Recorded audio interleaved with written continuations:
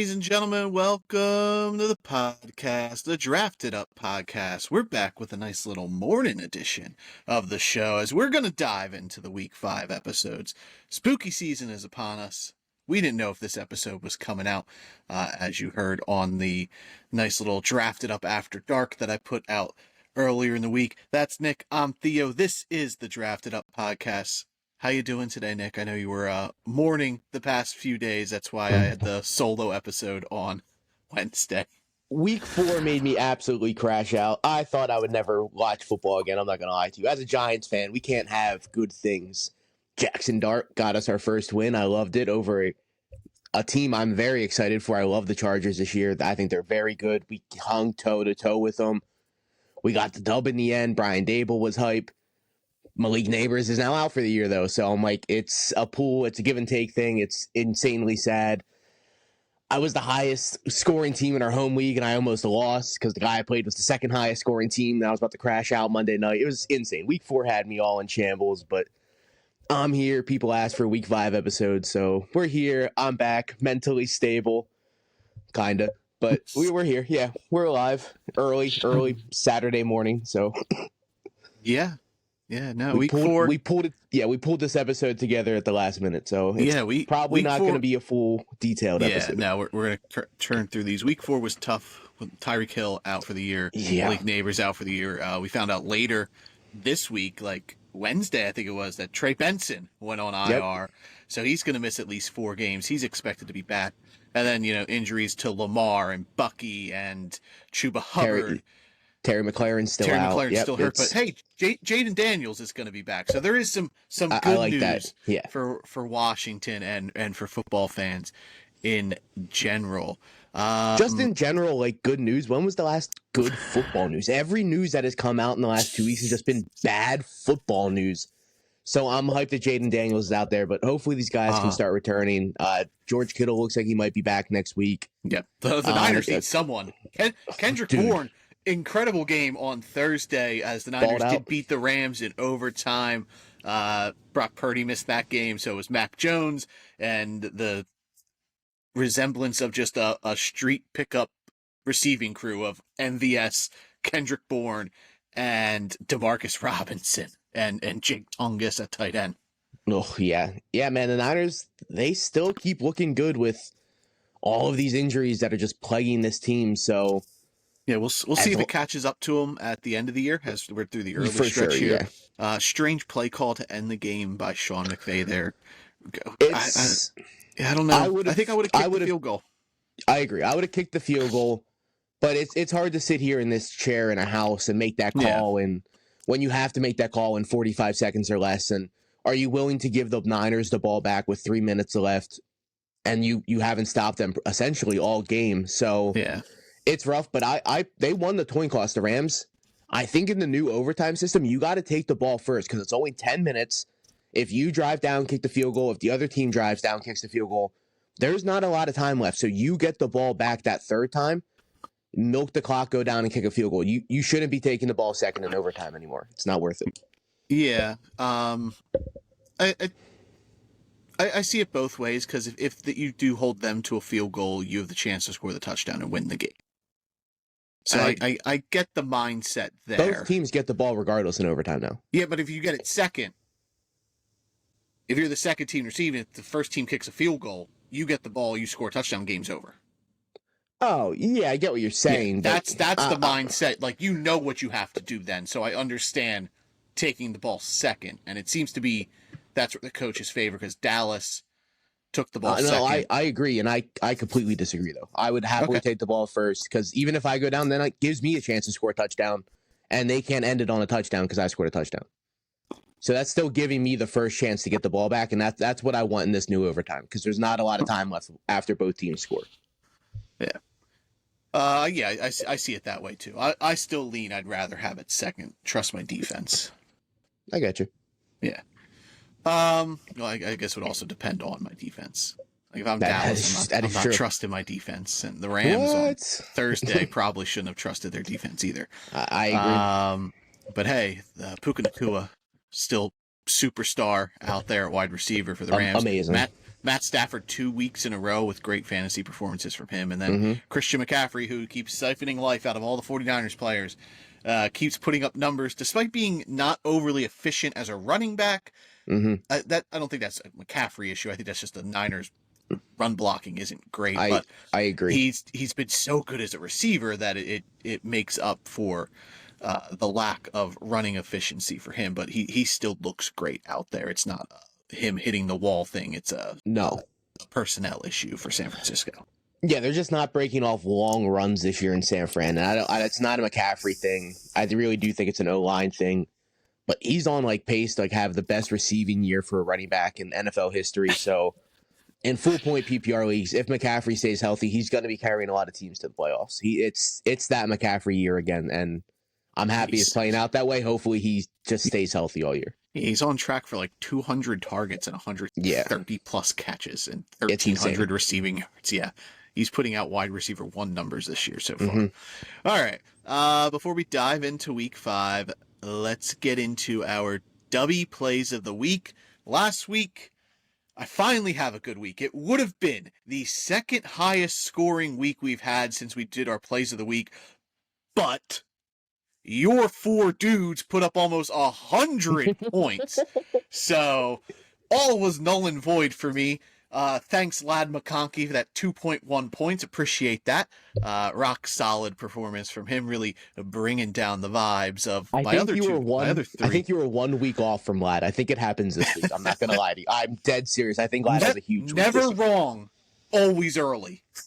Exactly. That's the motto around here. Yeah, I love Daniel Jones. I thought he was a great quarterback coming out. I wasn't wrong. I was just really early. Really, really early. 6 years early. Minus that 1 year we went to the playoffs. Yeah. So yeah, Nick did win the Dubby plays of the week again, so he improves to 3-0-1. Well, that's going to get really annoying all season long, by the way. Yeah, it's going to be gross. I can't believe we tied. I agree. Like decimal points and all.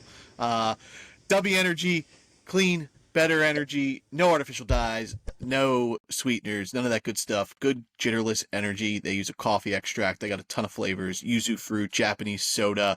They have collabs with content creators. And Anime of the Year Solo Leveling. It's like a blue tropical punch. They also have like a blue raspberry grape, as well as a ton of other flavors. They have a hydration line. Check them out over at dubby.gg or download their app through your app store. Just search Dubby, D-U-B-B-Y, and you'll get a 10% discount if you use the code DRAFTEDUP at checkout. Anytime, anywhere, use that code at Dubby. It'll be good for you. So check them out, be better, and get that eat that dub with Dubby Energy. Hell yeah. What was the final scores, though? Do you have the totals? Yeah, I had 63.3 points, and you had 97.88, which is far and away the most. The most was week 2 when you had 68.38. Nice. So, what a good week. Yeah, I had a good week. I'm just consistently just hovering around mid 50s to low 60s. I just can't get over the hurdle of you. Can't get over that hurdle, yeah. Hey, man, I'll take it. Yeah, I hope it happens for me this week. I like your chances this week. I got a couple question marks all around the board, to be honest. I'm not going to lie to you. Started off, who's your quarterback this week? Jordan Love did so well for me yesterday. I'm not picking him 3 weeks in a row, I promise. But Last I'm week, picking not yesterday. Last week, that's what I meant. But 2 weeks in a row, I picked Jordan Love. Week 1, he didn't show out for me, but last week, phenomenal week versus the Dallas Cowboys. And I am picking Justin Fields of the New York Jets versus the Dallas Cowboys. No, I did that once, dude. I know, and it didn't work out that well. But Dallas is the 32nd ranked passing defense in fantasy football, so they are the worst of the worst. Russell Wilson was quarterback 2 versus Dallas. Caleb Williams was quarterback 1 versus Dallas. And then last week, Jordan Love was quarterback 6, I believe. So they've fielded almost 3 top 5 finishes the last 3 weeks. Justin Fields had a phenomenal week last week versus Miami, I believe. And in week 1, he shelled out versus Buffalo. He did get banged up week 2 with the concussion and missed week 3. But the other 2 full games he's played, he has shelled out. He's looked really good. Dallas has a terrible, terrible defense, which I just brought up. So fully expect Garrett Wilson to break one deep. I expect him to have a really deep touchdown this week. Justin Fields is going to pass the ball nicely. He's going to run the ball extremely well. He had 80 rushing yards last week. I expect him to have very similar this week. So, yeah, he's my quarterback. I think it's a sure locked-in play this week versus Dallas. Start any quarterback versus Dallas. That's essentially the motto going forward for the rest of the year. Any quarterback versus Dallas has to be started. Yeah, and Braylon Allen, he's also going to be missing 8 to 12 weeks, so no Isaiah Davis will be the backup running back there, but that possibly opens up more rushing opportunities for Justin Fields in that backfield with Breece Hall. Davis is like a receiving back, so I don't expect him to get a ton of like actual carries, so I think that helps Justin Fields too with just his passing work. It's funny, you picked Justin Fields. I'm going with a guy who, Robbie in our home league, these are his two quarterbacks, Justin Fields and Drake May of the New England Patriots. They go on the road to Buffalo. Primetime, Sunday night. Buffalo's going to be wearing those icy Arctic jerseys. It's going to be a vibe Sunday night division game. But Drake May, he's been a QB1 the last 3 weeks for the Patriots. And now, like I said, they're playing Buffalo, primetime on the road. You figure New England is going to be playing from behind the majority of this game, leaving room for Drake May to continue as a quarterback one here. He has rushing upside. He's really the best piece of the New England offense for fantasy. He's really the only one you can consistently rely upon in your lineup. He ranks as a top 5 quarterback so far this year in fantasy. He is paying off on his draft capital. Like, you got him late. He has been a excellent riser for you and your team. I expect the QB1 performance to continue. You can pass the ball on Buffalo, and especially with New England being down in this game, projected wise, I would expect Drake May to continue to have a great fantasy performance against Buffalo, who's given up, QB1 performances to mobile quarterbacks in Lamar Jackson. Not so much Justin Fields. He ended up getting hurt in his game, but Spencer Rattler looked okay against Buffalo last week. So Buffalo, they don't have this great defense. New England's offense is just fine, but like Drake May is the focal point. There's not a lot of consistency at wide receiver or running back. So like if you're going to start a Patriot, Drake May is your guy. I'm confident in him. He's my dude. He has looked best so far of the 3, rookies from last year. But I mean, Jaden Daniels been hurt. Caleb Williams has been fine, but like Drake May has consistently looked great this season for the Patriots. Like, he's that dude. And I think we're looking at a top 10 fantasy quarterback rest of season here. And I like him against Buffalo in a game where, like I said, they should be down. They should be passing. Drake May is going to be running out of the pocket as well. So I expect Drake May to continue on his QB1 streak here for the Patriots. Yeah, I think he's going to have a nice little week. And it's nice that Steph Diggs actually took the step forward last week. So I think that helps Drake May tremendously, having Diggs finally getting healthier this season. So I think it's going to continue for sure. Who's your running back? Running back, I'm taking one of your dudes. Cleveland Browns rookie Quinshon Judkins against the Minnesota Vikings. A technical home game for the Browns over in London. The last 2 weeks, Quinshon Judkins has been a top 12 running back against strong defenses in Detroit and maybe not so much anymore Green Bay, but at the time we believed them to be a great defense. 18 and 21 carries in those 2 games, and you figure they're still in the process of ramping Judkins up. Like, he didn't have camp and all this stuff. Minnesota's defense as a rush defense is a tale of 2 stories. When Andrew Van Ginkel is in the lineup, they're the number 1 rush defense in football. When they're Ginkless, they're 31st. Guess what? No AVG in London this week. So we saw what Bijan did week 2 without Van Ginkel in Minnesota. We saw what Kenneth Gainwell did last week against the Minnesota Vikings. Quinshon Judkins, no disrespect to Kenny Gainwell, is leaps above him in talent and ability. And with the quarterback change, which we didn't bring up at the beginning of the show, Dylan Gabriel is now this team's quarterback. Joe Flacco on the bench. The Browns are going to have to rely heavily on Judkins if they want to win this game and make life easy for Dylan Gabriel. So I think we're looking for a huge game from Quinshon Judkins against Minnesota. Yeah, no, I totally agree. I love Judkins. The last 2 weeks have been phenomenal. I'm so happy that he's like actually this good this early without camp. Sampson and Ford have not been involved the last 2 weeks. Like, there's no taking carries from this guy. Oh yeah, no, it's his backfield. It's going to be no one else's backfield, and I actually think the switch at quarterback gives them the best chance to win this game. Flacco has been Joe Flacco. He's been turning the ball over. It hasn't been delightful. No weapon is fantasy relevant in that offense besides Judkins with Flacco at quarterback. So I'm still not starting any weapon this week because of quarterback change, and the Vikings pass defense is really good. But Judkins is a must start going forward. He's so good. So good. Mm-hmm. All right, my running back is also a rookie running back, and he is not my cup of tea, but he is my favorite team's running back. My running back of the week is Cam Scatterbo versus New Orleans this week. Last week versus the Chargers, he had a season high in carries. He had 25 for 79. Not a great average, but he got a ton of work. He is the backfield. We brought up Tracy's still out, so he's not going to be in the backfield. No one's going to be competing for carries. 2 weeks before this, he got in the end zone versus Kansas City, versus Dallas. Two really decent defenses run-wise. Dallas is rough, but he's been really good 3 weeks in a row, ever since week 1. But week 1 was his first NFL game. He only had 2 attempts, so what do you expect him to do with 2 attempts? Mm-hmm. But going forward, he had 11, he had 10, he had 25. I expect him to be in the 18 to 22 range again versus New Orleans. He's also catching the ball. Yeah, for sure. He only had 2 targets last week, but the week before that, he had 8. I expected to be in between that. I think it's going to be like 4 to 5 targets this week. A good baseline with Jackson Dart. I think he's going to use him a little bit more this week, going forward especially, but the connections there with Dart and Scatterbo, they love each other. They bring the energy that the Giants fans have been looking for the last 5-6 years. So I expect it to continue here in New Orleans. I expect Scatterbo to find the end zone again. I get he didn't last week, but the Chargers have a phenomenal run defense, and he still put up 80 yards versus the Chargers defense. So Scatterbo versus a really not good New Orleans run defense. I think they're ranked 23rd, so towards the bottom of the NFL. Yep. Give me the power back and Cam Scatterbo every day of the week going forward, especially this week. I think he's going to be the reason we compete this game. Not necessarily Jackson Dart, but Jackson Dart's going to hang his own, but Cam Scatterbo I expect to have a huge week. 100 yards and a touchdown coming up. First 100-yard game for Cam Scatterbo. That I'm going to try to predict.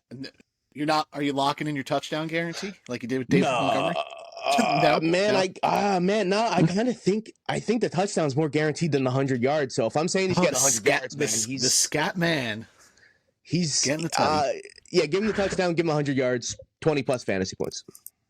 Yeah, I'll be interested to see how the Giants offense, how they utilize players without neighbors. Like this could be just a run heavy, Dart, quarterback design runs, a lot of Scatterbo. Dart had 10. We'll see. I think he had 10 rushes. 10 his attempts, first game, week 1 or his first week. Yeah, him and Scatterbo are the run. Like they're the backfield. They're going to be running a bunch. It's not going to be what's his name? Blanking on our backup's name. Yes, that is that guy's name. And his touches are so bad. Like he's not productive. He's not the running back he was in Houston 2 years ago. So it's Cam Scatterbo and Jackson Dart in the backfield, and Dart's obviously the quarterback. So yeah. Wide receiver. I'm going off the vibes, the good feels of that touchdown on Thursday night last week. I'm going with Marvin Harrison Jr. As the Cardinals take on the Tennessee Titans at home. Last week, the Cardinals finally made Marv the focal point of the offense. He had 10 targets against the Seahawks, which was a season high, and it was his second top 15 performance at wide receiver this season, his first since week 1. The Titans have struggled against wide receivers this year. They have given up in 4 weeks 4 top 15 plays at wide receiver. Cortland Sutton in week 1, Puka Nacua and Devontae Adams in week 2, Michael Pittman in week 3. I think a touchdown is in the books for Harrison, and that's the key for Marv to have a good fantasy performance. He needs the touchdown, and I think that realm is high. I would lean more towards the likely side that he scores this week than he doesn't, because there's questions in the running game. No Trey Benson. We already know James Conner's out for the year, so we're looking at a running back duo of Michael Carter and Amari DiMarcado. Not exactly what you can rely on, so I think the Cardinals are going to be passing the ball a ton here against Tennessee, so I love Marvin Harrison this week. I even think Kyler Murray's a good play, and you guys know how I feel about Kyler Murray, but I think this is a get-right game for Arizona against the worst team in football, the Tennessee Titans. Yeah, no, I kind of agree. I think Marv's in line for a really big game, and I think Kyler's probably in line for his probably best fantasy finish of the season coming up, so in order to do that, it's got to go through Trey McBride and Marv, so I do like that a lot. All right, man, here we go. Here's a big question mark. A guy that has finished wide receiver 57, 59, and 64 3 of the 4 weeks. The other week he finished wide receiver 12, so a wide receiver 1. It's Jameson Williams of the Detroit Lions. They're playing the Cincinnati Bengals, who are a horrific defense. They're the ranked 23rd pass defense in football. And I get Jameson Williams. He only had 2 catches last week, but he had 8 targets. 7 of them were deep targets, and they were all just underthrown or overthrown. He could have had so many touchdowns last week. He broke the coverage every single time he was deep. Goff just didn't hit him. He missed him deep. He missed him low. I think they connect versus Cincinnati Bengals. We were both very high on Jameson Williams throughout the draft process. And the targets last week were a season high. So you love to see his targets that high. Obviously, they didn't connect. And that's going to happen on a guy that plays football like this. He is a deep route runner. And the Cincinnati Bengals defense is horrific. So this one's risky. I get it, because it could easily be a game where Gibbs has 2 touchdowns, Monty has 2 touchdowns, and Goff has 1 to Amon-Ra, and there's 5 touchdowns, and Jameson Williams is stuck on the sideline with 2 catches again. But I really do think that they connect deep this game. They tried it so often last week versus Cleveland, and they just missed every time. If they're willing to try it, they're going to connect at some point because of how good Goff is and how talented Jameson Williams is and how fast he is. He burns defenses every time he's deep. They just can't get the connection going so far. It's been a struggle, but I'm really confident in Jameson Williams this week for sure. I like the gutsy call there. No, I dig that. And like the thing with Detroit, like at least in the past, like they've always kind of like had those redemption arcs when they like try to get people utilized and it doesn't work that one week. They look to make that a focal point the following week. So, and against on the Monday night game against Baltimore a few weeks ago, the first drive, it was all Jameson Williams. He had like 4 targets on the first drive, and then like they just didn't utilize him again the rest of the game. So like the utilizations there just hasn't been effective, and there's gonna be a week where it hits, and it hits big for JMO. And against the atrocious Cincinnati Bengals, I like the shot there.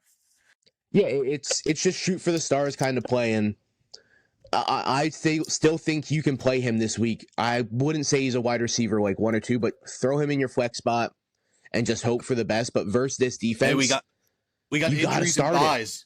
Exactly. Like you got to start him with how many receivers are down, and he's on the field all the time. It's been mid 80s to high 90s. Week 1, he played 97% of snaps. So if you're telling me this dude's on the field for mid 80s to 90% of the snaps, and they're still giving him 8 targets deep, I'm cool with Jameson Williams. One of them's gonna hit this week. I'm so confident. Yeah. Round us out. Who's your tight end? My tight end is Brendan Strange of the Jacksonville Jaguars versus Kansas City Monday night. It's not a great matchup. Kansas City is the 4th ranked tight end pass defense in fantasy football, so it's a good matchup. But the last 2 weeks, Brendan Strange has had 7 targets, bringing in 6 of them both weeks. So you love that. If they're willing to give this guy targets in an offense, that who's really the Someone number needs one? To catch the ball there. Exactly. It hasn't been Brian Thomas. He's been struggling. Travis Hunter isn't on offense as much as anyone ever predicted, and he's just not kind of clicking right now. Like, yeah, the Jaguars are 3-1. He's Wan'Dale Robinson. Exactly. He's not been fantasy relevant at all. So he's a huge question mark. What Parker Washington, Diami Brown, the offense is really ETN, and that's about it. And if they're willing to give Brendan Strange 7 targets, at some point he's going to score. He's gone double digits in full point PPR the last 2 weeks without a touchdown. If you get this guy into the end zone, it's an easy top 4, top 3 finish in fantasy because of his targets. He's pulling in 6 targets the last 2 weeks. If you're giving me 6 for 50 and a touchdown, you're a top 5 tight end at the end of the week. So give me Brandon Strange versus Kansas City in primetime Monday night. I think that's going to be a decent little game. I don't think it's going to be a blowout for Kansas City. Chiefs are playing really good football right now. They're starting to get into the groove. So this is the real test for the Jags. I know they beat San Francisco, which great win for them. They're 3-1. This is a true test here, and that defense has really been carrying this team. We'll see if they have to score points how good they're going to be, how efficient the offense looks if they have to put up numbers, and who gets the high end good fantasy targets there in Jacksonville. So I like that shot. We're both kind of taking shots here at tight end. I'm going with a guy who only played 28% of snaps last week, and it was his first week playing football, and that is Darren Waller of the Miami Dolphins. They're playing Carolina. We already brought up Tyreek Hill, out for the season. Devastating knee injury, dislocated his knee, tore ligaments. He's going to be out a while. Who even knows if he returns to form? But who would have thought that Darren Waller would have snagged 2 tutties in his first game of the season on Monday Night Football? Certainly not us. We're like, Darren Waller, you can't even play that guy. Not even worth rostering. Yeah. And then he comes out, 4 catches, 2 touchdowns. He was a top 5 play at tight end last week. Like I said, he only played 28% of snaps. I expect him to be more involved as they kind of continue to ramp him up. And Carolina has struggled against the tight end position in fantasy football this year. So I will ride the high of Darren Waller's debut, lock him in as a tight end 1 this week, and maybe he's even a tight end 1 rest of season. Like we saw Tua focus on the tight end position last year with Jonnu. And, Waller's 1 game, 2 touchdowns. I'm going to ride that high. I think you can lock in Darren Waller this week against a bad defense and a Dolphins team who's trying to get back on the right side of things. They got their first win on Monday. As they kind of try to continue this, we'll see how the offense works without Tyreek Hill. That opens up a lot of targets. I think Darren Waller gives you touchdown upside, obviously, and more work coming his way. That I think he's a good play this week and a good just rest of season tight end for you going forward. Yeah, no, dude, I totally agree. I know he brought this up when Darren Waller signed with the Dolphins, but the Dolphins offense coordinator is Frank Smith, and he was the Raiders tight end coach when they went out and got Waller from Baltimore. He specifically wanted Baltimore. Yeah, he specifically wanted the Raiders to go pick up Waller because he knew the talent he was and the way he can use him. And he is the only coach that Darren Waller said he would come out of retirement and play for. So that connection is there in Miami. He's the OC. Obviously, Darren Waller is now their starting tight end. And he got the Jonnu Smith targets from last year. And he can do that role. If you're willing to tell me that Darren Waller is getting Jonnu targets from an OC that knows specifically how to use him and has had Darren Waller's best seasons and his fantasy production under this guy is insane. No Tyreek. Tua's going to target this guy a bunch, dude, and I think there's a really good chance he gets in the end zone again. I don't think it happens twice this week, but another touchdown, a huge performance, Darren Waller coming. He's like almost a must start in fantasy after 1 week, and it's insane. I did not expect that to happen. Yeah. Where this could easily dud because it is Miami. And I don't think it does. I don't think it does. I think Darren Waller's honestly really safe going forward. Yeah, had Tyreek been there, I might have been a little more hesitant, but I totally agree. Things should open up here. All right, those are our Dubby plays of the week. Be better with Dubby energy. Eat that dub. Let's get into these matchups here. We got the London game, as we said. The Sunday Minnesota morning. Vikings versus the Cleveland Browns. The Vikings are 3.5-point favorites on the road. Over-under is 36.5 points. Disgusting. Yeah, this one's easy for me. It's Quinshon Judkins from the Cleveland side of things. Mm-hmm. No one else. And from the Minnesota side of things, it's really Justin Jefferson. I know you could probably play Jordan Addison. He had the big catch, but before that big catch last week, he really wasn't involved with Carson Wentz. I don't want to play TJ Hawkinson. I don't want to play David Njoku. I don't want to play Harold Fanning. I don't want to play Jerry Jeudy. I'm interested in seeing Isaiah Bond's usage with Cedric Tillman on IR. I think he's a guy to stash, but I'm not playing him. I think he's going to be involved. Talented receiver. I liked him a little bit more than you did in the draft process. I didn't like him. And I don't want to play Jordan Mason either. Like, Cleveland has shut down Gibbs, Montgomery, Jacobs, Derrick Henry. Mm-hmm. I know it's probably tough to not play Jordan Mason because you got 4 bye weeks, but really, to me, it's just Judkins and Jefferson are the only ones I'm comfortable playing in this game. I totally agree. The Browns defense, obviously we don't talk about DSPs, but I think the Browns defense and Minnesota's. Both defenses are great plays. I think there's going to be so many sacks coming Cleveland's way with your offensive line being banged up and Myles Garrett being the best defensive end in football in the last 20 years. So, Yeah, we're down to a third string center, which is our starting left guard right now. Yeah. Which is our backup left guard because Donovan Jackson's out. So our backup left guard is playing center. So that's our third string center. So that means our third string guard is playing, and Brian O'Neill is questionable. He hasn't been ruled out yet. So he could be out without a right tackle, too. So, yeah, I expect this to be an ugly. There might only be 1 or 2 touchdowns scored this whole game. Yeah, man, I agree. But Isaiah Bond, people should pick him up before this week just in case he does have a touchdown. Get him for free. Waivers already cleared. If he's still out there on your market, go stash him. You can't really look at Cleveland's tight ends, but if you had to start one, which one would you start? I would lean Fannin because I think they would just give him those gross dump off catches. Design targets. So PPR, he could get you 5 points just off catches and maybe just have 5 for 25, and you're getting 7.5 points. But yeah, I would start Fannin. I would even start Fannin over Hawkinson. I would start Njoku over Hawkinson probably. No, I'd still lean maybe TJ not. over It's close. Njoku. Yeah, that one's a lot closer. But I would start Fanning for sure. All three are just kind of clumped together for me. Like I would start Hunter Henry over all of them. Oh, yeah, no, I agree. And I would, Zach Ertz as well, because Jaden Daniels is back. If Jaden Daniels wasn't back, Zach Ertz, I would be a little bit more iffy. But with Jaden Daniels there, I would start Zach Ertz. This is going to be gross coming from me. I would probably even start Dallas Goedert over all 3 guys. Hey, tight end won last week on 2 design touchdowns out of the tush-push formation. So it was cool to watch. That was unique. Yeah, I'd probably start Goddard for sure over those guys. I agree. Not a lot of fantasy production. This year, how do you think Dylan Gabriel's gonna fare? I think he's gonna fare all right. Start. I think he's not. I don't think he's gonna turn the ball over. He plays clean football. He plays short football, close up to the line.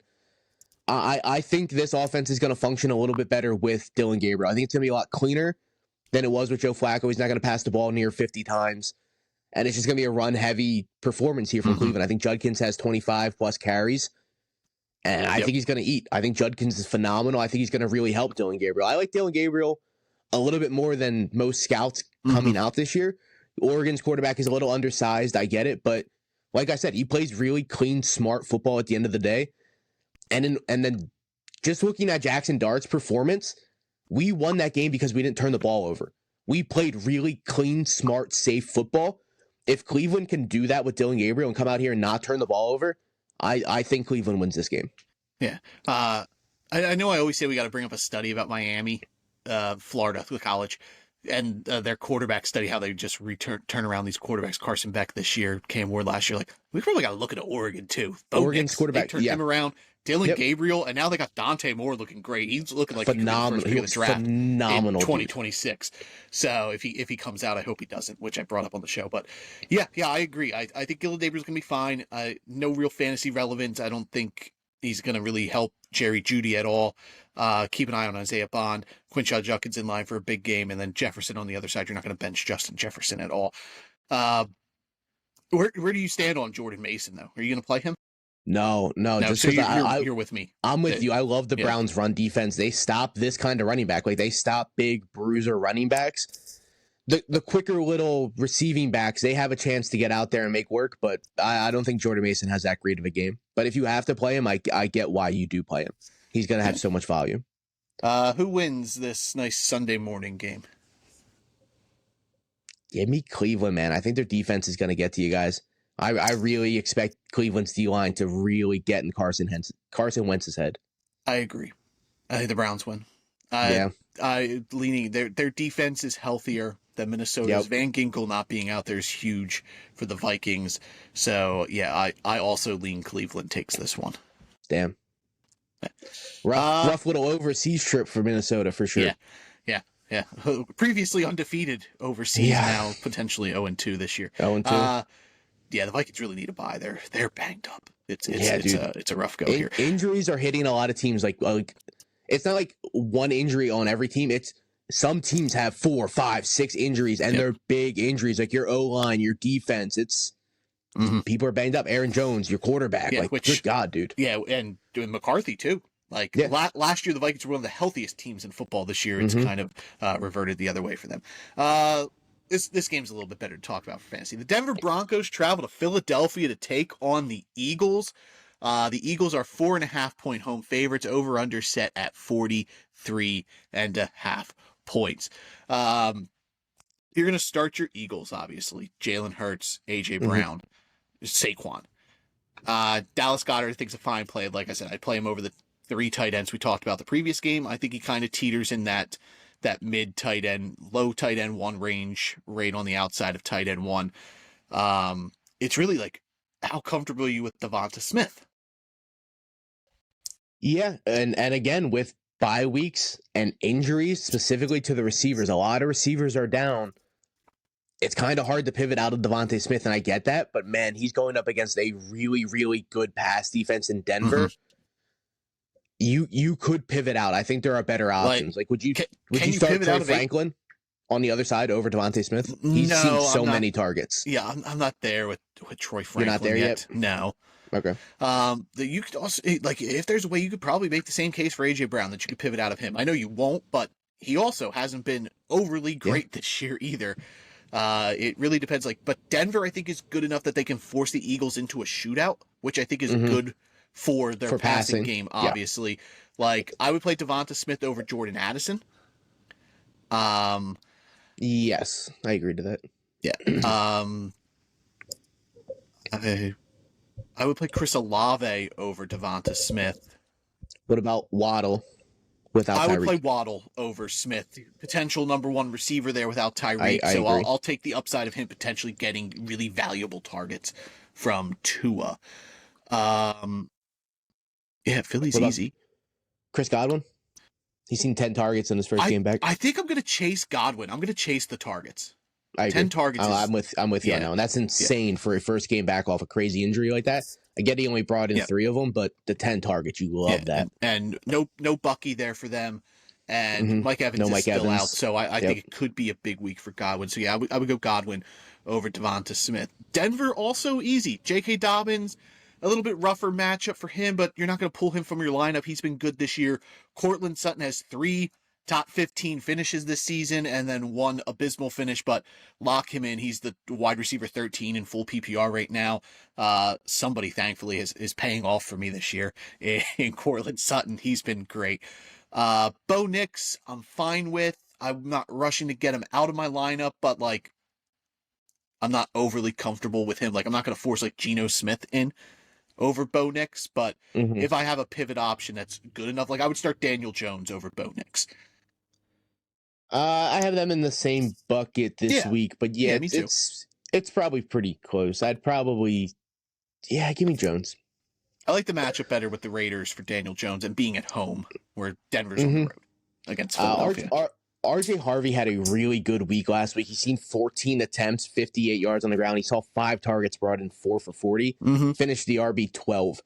And he was on the field for 41% of snaps, which was a season high. I don't think you can start him confidently yet, but I think we're right on the horizon of seeing RJ Harvey as like a really good fantasy start. So would you start RJ Harvey over Isaiah Pacheco? Yes, I would also start him over the previously mentioned Jordan Mason from the last game. Yes, I agree on both counts because there is the chance that Denver is down in this game and that might kind of phase J.K. Dobbins out where they have to pass a little bit more, which puts R.J. Harvey on the field where he can get some targets as well. So, yeah, I think Harvey is a fine play if you have to play him. I think you could comfortably put him in your lineup just because I think he gets pass work. I think that is a option for him in Denver against Philadelphia this week.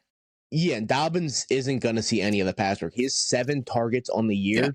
Yeah. RJ Harvey almost had that last week, so not Dobbins shtick. Exactly. So I'm not worried about RJ Harvey not getting passing work. He's going to be the passing guy, and he has that athleticism to take one to the house. He's very Travion Henderson start wise. Like if you're starting him, you're kind of hoping he takes one to the house, but he honestly sees more volume than Travion Henderson. So I'd probably put those guys close to the same bucket. Agree, but based off matchups, I'd probably go Henderson. I agree on both counts. Last one for Devonta Smith. Zay Flowers against Houston. Cooper Rush is the quarterback there. Give me Zay Flowers. He's the number one receiver in that offense, so he's going to see a ton of targets. Not maybe a ton, but he's going to see more than Smith most likely. So when give me Rush was Flowers. when Rush came in last week, he targeted Zay Flowers. That seemed to be his guy. So I agree on that end.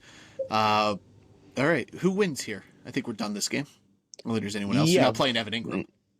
No, good God, no. I would play the 3 tight ends in the Minnesota-Cleveland game over Evan Ingram.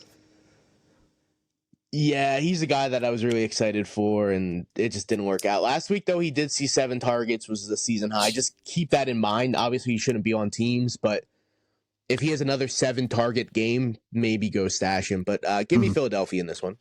I also think Philadelphia wins here as well. Las Vegas, they travel to Indianapolis. Raiders versus Colts. Colts are a 7-point home favorite, over under set at 47.5. I keep bringing up bye weeks. The teams on a bye this week are Chicago, Atlanta, Green Bay, and Pittsburgh. Yes, thank you. So we won't be talking about those teams today. I like Daniel Jones this week. Like I said, I'd start him over Bo Nix, just being at home against the Raiders, whose defense has not been good. I think Michael Pittman is a good play if he's out there. He came up Thursday on the injury report. He was my original start of the week at wide receiver, but I pivoted away from him just because of the hamstring injury. Had me a little concerned there, but if he's out there, you play him. And he's full good. At practice. He's good. No injury tag. He's 100% good to go. Good deal. So Pittman, I think, is a great play this week. Agree. He's been a top 15 wide receiver pretty much all year. He's always in the wide receiver 2 category. I don't think he's finished outside the top 24 except once, and that was against Denver. And that's a tough matchup. I'm not messing around with Josh Downs. I think you can move on from him. Tyler Warren, obviously, lock him in your lineup. He's been incredible this year. Same with Johnny Taylor. Yeah, if you need a guy that's going to get like 6 points, Josh Downs, he's your guy. But yeah, no, you pretty much said it. Pittman is a really good matchup this week. I like Pittman a lot, especially going forward. But this week specifically, I like him. Jonathan Taylor is the best running back in football probably this season so far. So obviously you're starting him. You're starting Danny Jones. With Johnny Taylor, he does get banged up. If you have room on your bench, I would suggest going out and getting DJ Giddens. He's the clear backup running back here. That is his backfield if Jonathan Taylor goes out. Like in week 1 when they were blowing out Miami, Giddens got the carries. He looked great. I loved him in the process. I had him in my top 5 or 6 coming out of this draft class of a stacked running back position. And it is his backfield if Jonathan Taylor goes down. So if you have the affordability to do so, I suggest going out and getting DJ Giddens just on the chance Jonathan Taylor gets banged up. Yep, totally agree. Week 1, he came in because it was a blowout. He saw 12 attempts, ran for 41 yards. Pretty good. It's very similar to the Brian Robinson situation with McCaffrey and San Fran. If you have room, roster McCaffrey's backup because of how the backfield is so good. With how good Jonathan Taylor has been and how good the Colts are running the ball, DJ Giddens should be on every Jonathan Taylor roster team for sure. Yeah. Vegas side of things. Their left tackle's now missing time. So and that's line, insane. This line, who we thought we liked the Raiders line way more. Like we were like, hey, the Raiders line's not a bad thing. Like things aren't working with Jackson Powers Johnson. Like he wants to play center, but Pete Carroll's like, nope, you're playing guard. And now Colton Miller's out, and this line's abysmal. Ashton Genty had an amazing game last week. So you're not going to pivot away from that. And he's now doing his little Michael Myers stance again. So Genty's in your lineup, but keep an eye on just the Raiders line. Like it's falling apart there. Geno Smith has been like weirdly insufficient. Like he's throwing interceptions. That's really not his shtick. Like he's usually really good with not turning the ball over, being really efficient at quarterback. He hasn't been this year, but Jacoby Myers, I think, is a good play against the Colts. Him and Geno really hit it off well. Brock Bowers has been a little touch and go this year. He's been banged up. Like, you're obviously not going to bench him, but like you're at the point where you have to start limiting your expectations that Brock Bowers, this knee injury might be more concerning than we originally thought, as he's just been average this year, sans week 1 before he was hurt. I think, especially in Dynasty, if anyone ever wanted to try and get Brock Bowers on their team, this is probably one of the few times in this guy's career where he's going to be affordable. You can go out and get Brock Bowers right now. People are so frustrated. If you have a young tight end that you think is decent enough, and other stuff, obviously you're not going to do 1-for-1, but you can go out and get Bowers. He's planning on playing Sunday. He hasn't practiced that much. It's rough. If you have, for some reason, a good backup tight end, most teams don't.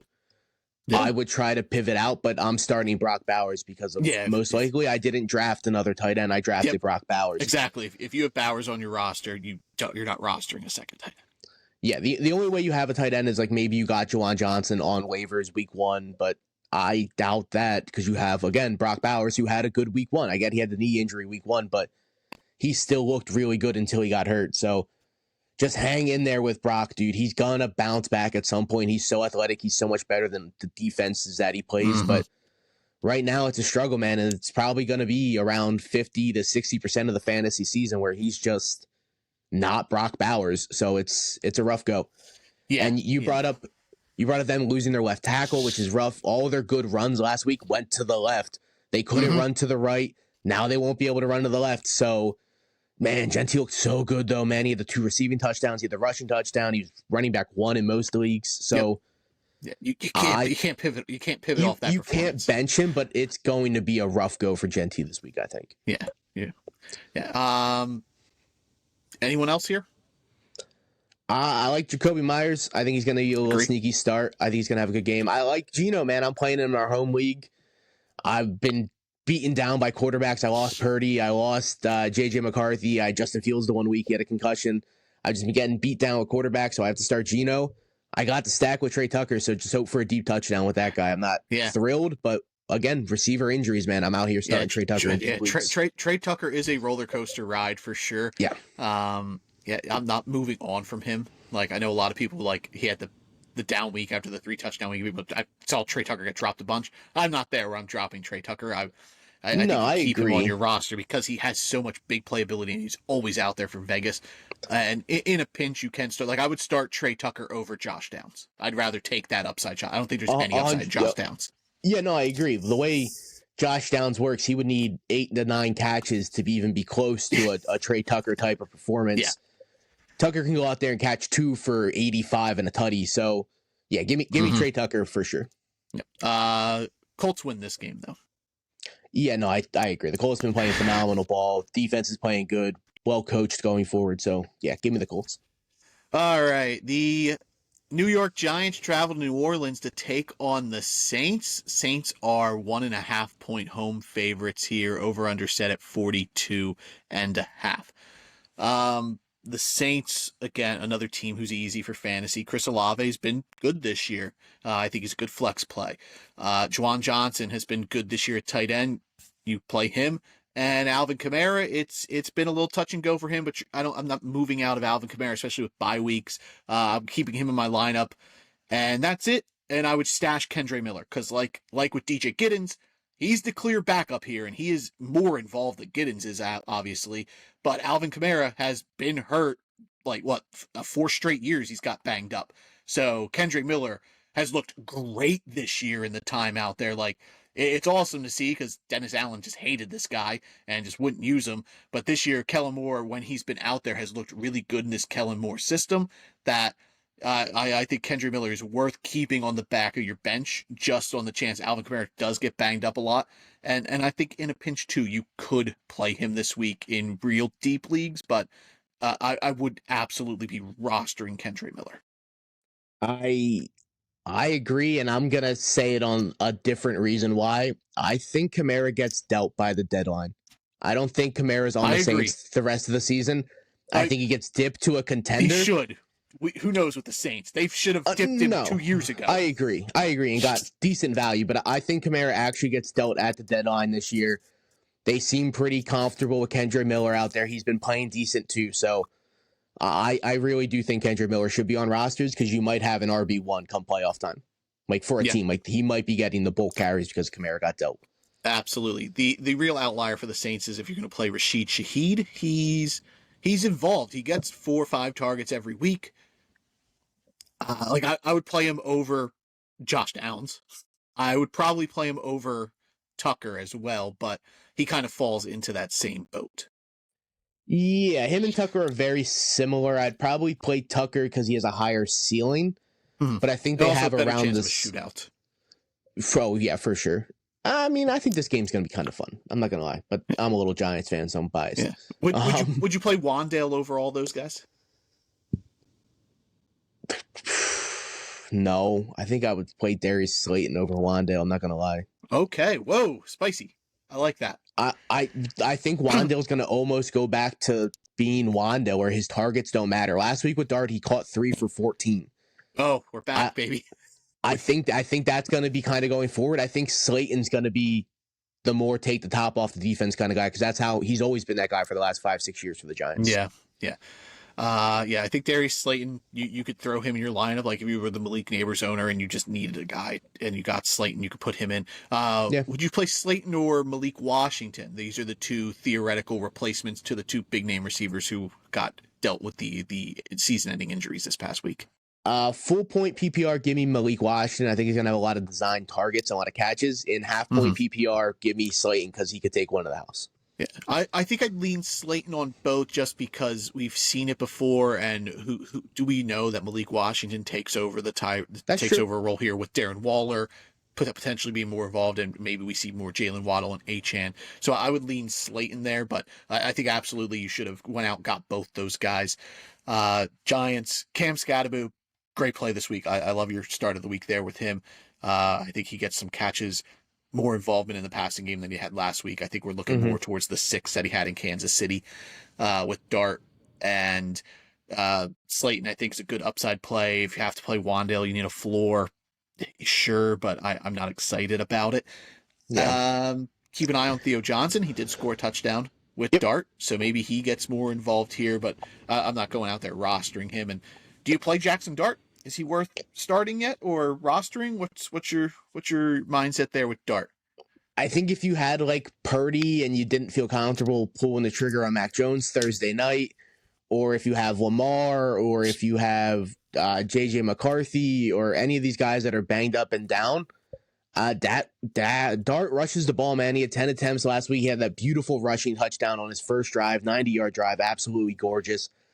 But anytime a quarterback rushes for 54 yards and a touchdown, and that's probably going to be pretty close to his baseline, like the dude picked up 6 first downs on third down with his feet. Like he runs the ball, which I brought up constantly through the draft process. Like Jackson Dart is so good at picking up first downs with his feet. Yeah, I think he's got a really good floor because of his running ability. He's kind of like a little Drake, Drake May. Yeah, he's very similar to Drake May. He's not going to pass the ball like Drake May, but I love Dart. A little behind the curtain to our home league, we have a guy who's starting Jackson Dart, and we have another guy in the league who's starting Spencer Rattler this week. I did not know someone's starting Spencer Rattler. Who's starting Rattler? Eddie. He dropped C.J. Stroud and picked up Spencer Rattler. Okay. 0-4 teams do crazy things, man. I almost made Stroud my start of the week against Baltimore, but hey, call your shot. I am not comfortable starting Rattler. If I had to pick one of these guys, I would absolutely start Jackson Dart over Spencer Rattler. Easily give me Dart over Rattler with the rushing ability for sure. I think Dart has a nice little fantasy game. I'm not going to lie. Yeah. Who comes out here? Do the Giants get their second win of the season, or do the Saints get Kellen Moore gets his first win as a head coach? For the first time this season, I'm picking the Giants to win the game. He's picking the Giants. Okay. I am too, as well. So I fully expect to get burnt. But if the Giants win this game and Dart gets us back to 2-3, he has a chance to do something phenomenal next week. And we play Philadelphia Thursday, prime time. He has a chance to deliver Philadelphia's first loss, get us back to 500 in the nation's eyes. That's a good story, dude. If Dart's able to pull off any of this stuff, the next 2 weeks, Eagles, he could be a Giants legend in his first 3 starts if any of this falls down the right way. Hey, not fantasy related. Abdul Carter's playing out of his mind. He's just not showing up on the box score. Yes, he is. Yeah, his time is coming soon. There's going to be a game where he absolutely gets 3 sacks.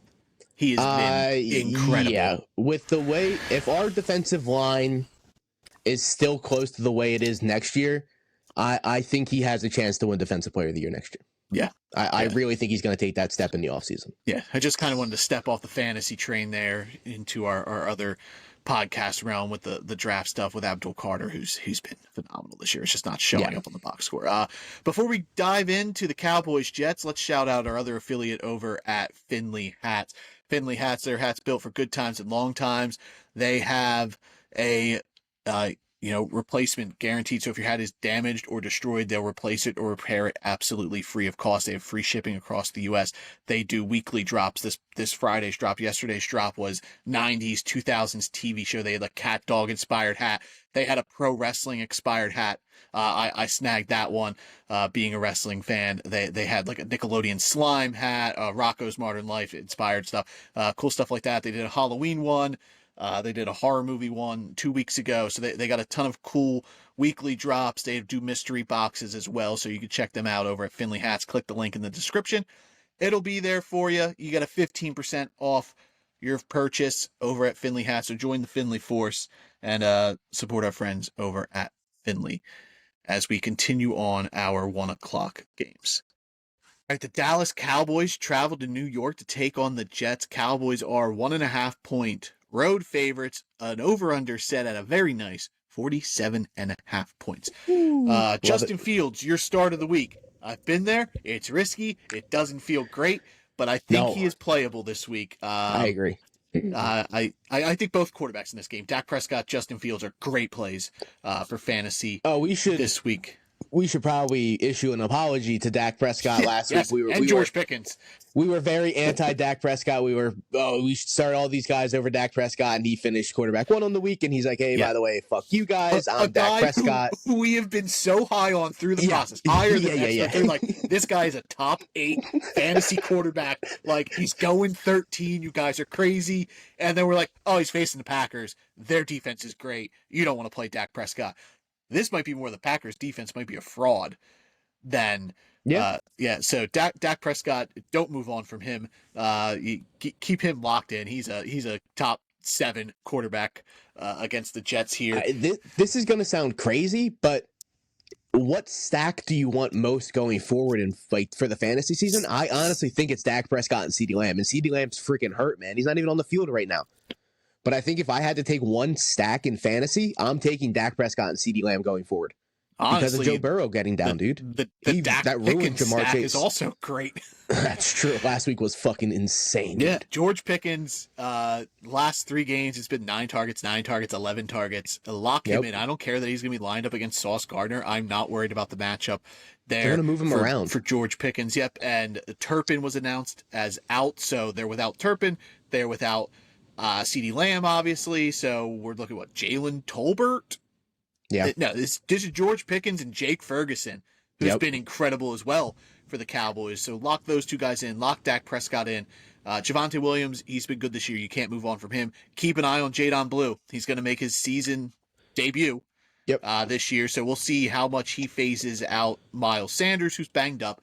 And I think that's why he's making his debut. Is Sanders playing? He's still listed as questionable. Okay, yeah, I expect Sanders not to be out there, and I expect Blue to be the backup, but it's Javonte's backfield. He's been so good this year. If Blue gets out there and he breaks off a big run, I think we see him getting more work going forward, but like not enough that you pull Javonte from your lineups. But I'm not. It could I take wouldn't maybe pull Javonte. 2 or 3 targets from Javonte and maybe 2 or 3 carries, but not enough. It might drop Javonte from a top 20 play to a top 25 play. But that's not, like I said, he's still an RB2.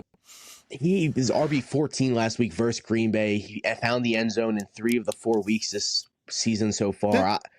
I think Javonte is more of an RB, closer to an RB1 than he's an RB2. Okay. I think I have him like 13 or 14 going forward the rest of the year. So I have him really high. Yeah, like I'm not pivoting from him, but if Jadon Blue does show juice, I think there's a chance he maybe loses 3 touches a game, which isn't gonna hurt him at all. I actually think that would benefit him. Just because how banged up he's been. He's still gonna be a touchdown guy, and that's what matters. Sanders got carries. Sanders, I think last week or 2 weeks ago, had 10 carries. He had 9 attempts 2 weeks ago and then 2 last week, but he got banged up. I'm really high on Javonte going forward. Yeah. Anyone else in Dallas? No. I don't think so. I think Jake Ferguson has the most receptions for a tight end in the first 4 weeks in NFL history. Yeah, So like, he's on pace for the most receptions for a tight end in history. I think he's past the point that we can put him in our plays of the week because you're just going to play Jake Ferguson. Like, I don't think there's a world where you're just like, do I play Jake Ferguson this week? Because I was like, oh, Jake Ferguson against the Jets, that's a great play. But I'm like, who's not playing Jake Ferguson? Who's not playing Jake Ferguson? Yeah. He's almost the best start every week at tight end because of the targets he's getting. Jets side, we brought up Justin Fields. I think he's a fine play this week. Garrett Wilson as well. You're not going to move him out of your lineup. Breece Hall could be in line for more work here. So if you're a Breece Hall owner, you like that. I think Isaiah Davis is worth a look, but I wouldn't be playing him. Eddie, also in our home league, who's starting freaking Spencer Rattler, is starting Isaiah Davis this week as well. He lost Chuba Hubbard. So he's in a world of hurt. But I would keep an eye on Mason Taylor. I think that's the Jet you need to be watching. Yep. He had 5 catches for 65 last week against the Dolphins. It was his most involvement. The Jets they desperately need a second option in this passing game. Mason Taylor got cleared to go. He's ready to play Sunday. He was limited on Wednesday, but he's locked in. I think he's worth a stash on your roster. Like, I think rest of season, I think he gives you more upside than TJ Hawkinson or Njoku. Maybe or even Fanning. Yeah. I agree. I think with the quarterback change, I think the tight ends in Cleveland are just, you can't really start him to where Mason Taylor's going to be the number 2 option in this offense very soon. The last 2 weeks, he saw 6 targets. 2 weeks ago, week 3, and then last week he saw 7 targets. Last week he was on the field for 81% of snaps, the highest percent since his week 1. But week 1 he only saw 1 target, so he was just kind of out there getting the feel of an NFL game, not really participating. But he's actually involved now. He's healthy. He's cleared. He's good to go. He's running well. I expect Taylor to have another 5 to 7 targets, maybe even bringing in all 5 of them. So I think he's in line for a decent little game again. Yeah, I absolutely agree there with Mason Taylor. Anyone else? I don't think so, man. There's not a ton of people, but no one's messing around with the Jets' number 2 receivers. No, it's essentially just Fields, Hall, and Wilson, and keep an eye on Taylor. Yep. Who wins here? Jets, Cowboys. Give me Dallas. I'm also going with the Cowboys. Houston, they travel to Baltimore to take up the Ravens, the 1-win Baltimore Ravens. The Texans also won. Oh, no. Yeah, Texans also 1 win. They're 1-3. Texans are 1.5 point road favorites, and over-under set at 40.5. When do you think that was the last time that happened, where Baltimore was not a home field favorite? Yeah. I couldn't even tell you a realm of possibilities. 15 years ago? 15 years ago, I don't even know if that's a thing. That's around when Joe Flacco was playing. I don't think it would have been. I would have said it was like mid-2000s when the Ravens were just like, eh. It's a crazy thing for with. Okay, well, it was actually recently. The Ravens were underdogs at home September 19th, 2021. Versus like Kansas City or something. They were 3.5 point underdogs, and they lost 36-35. That was that wasn't the tiptoe game with Isaiah Likely. But yeah, so against the Chiefs was the last time they were the underdog. That makes sense because of the Chiefs, but like that's just a weird scenario where you're playing obviously one of the greatest teams in NFL history, so you're not going to be favored over Kansas City. But for Houston to come into Baltimore to be favored on their own, they won that game as underdogs. I was whoa, wrong. Look at that. But yeah, dude, it's a weird scenario because Houston's 1-3. I wouldn't necessarily have them favored. I would still put Baltimore a favorite 1.5. That's how I would have set the line. Yeah, I agree. Even with Cooper Rush at quarterback, Baltimore, Derrick Henry's been a little bit of an up and down ride. You're not going to move on from him. You're not going to bench him. Yeah. I think Zay Flowers is a good play. I think he gets the hyper target from Cooper Rush. I'm not in on Mark Andrews this week. I don't think Cooper Rush is going to utilize him that much. Oh, crazy. 2 weeks in a row, six catches, 7 catches. Yeah, those were Lamar Jackson games. That doesn't matter. I'm cool with Mark Andrews starting. I would start him over Hawkinson, Cleveland's guys. I would Goddard, start him over Ertz. Hawkinson and Cleveland. I'm starting Goddard and Ertz over him. I am not. And Henry. I would start Mark Andrews over those guys. You start him over Hunter Henry? No, but everyone else, yes. What about Darren Waller?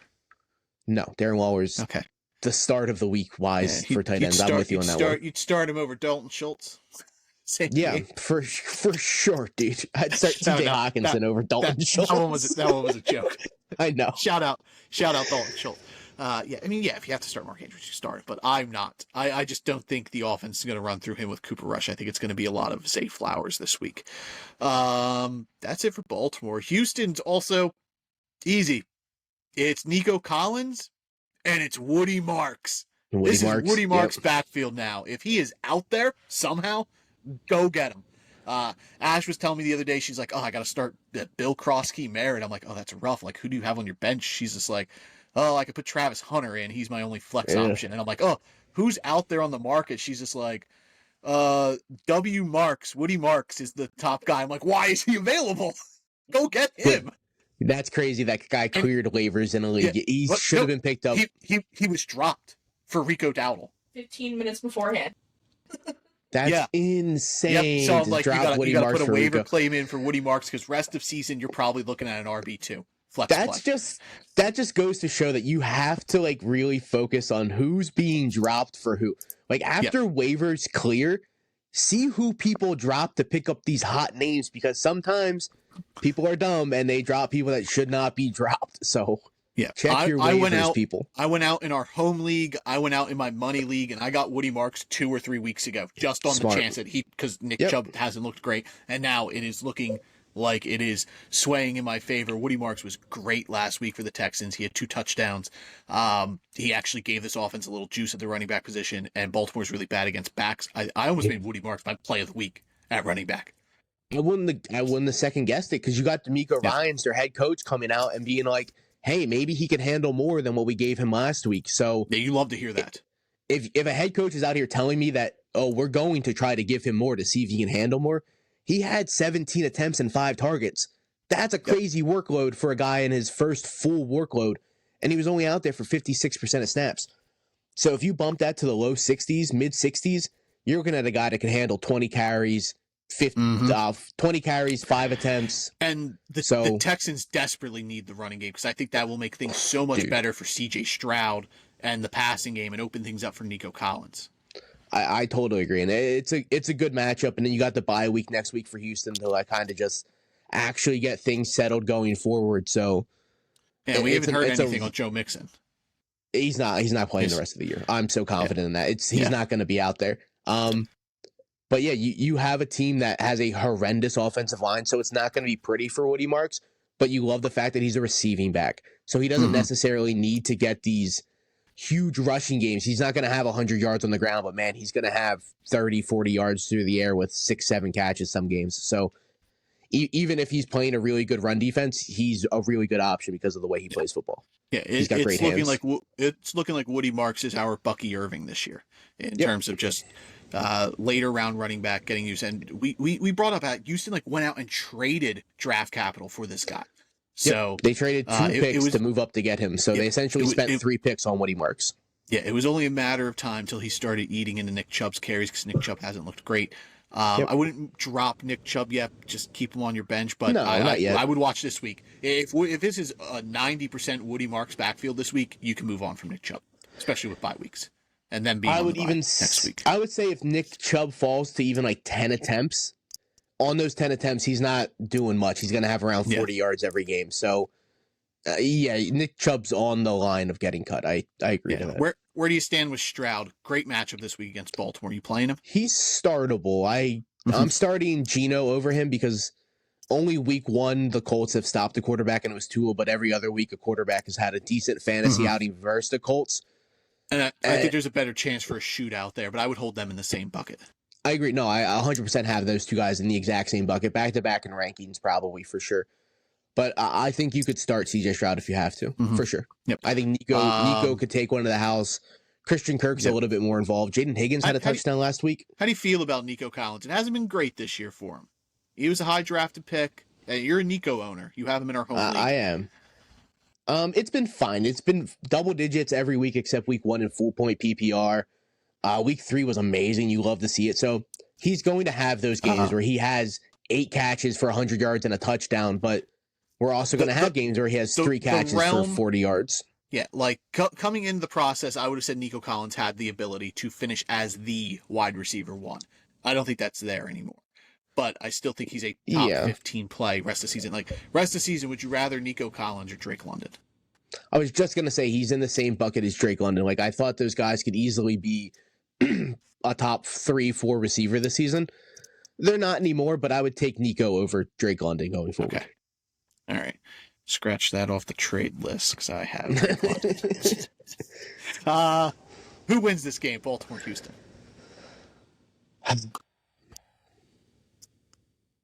That's rough, man. It almost feels like a game Baltimore wins because we're kind of just doubting them. It seems like you're just kind of like looking like I literally have Houston checked off here. Like I was gonna pick Houston, but Vegas still has the Ravens win.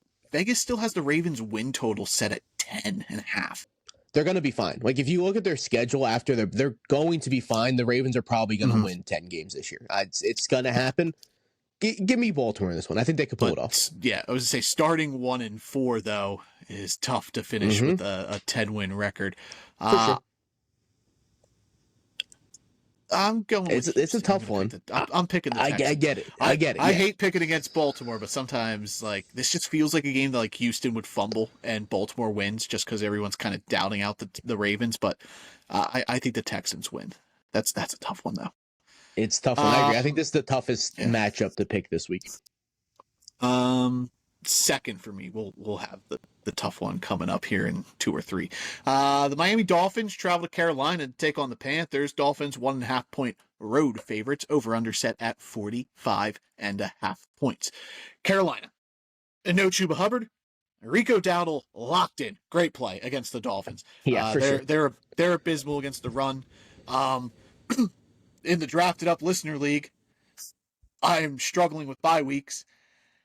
I'm starting Trevor Etienne.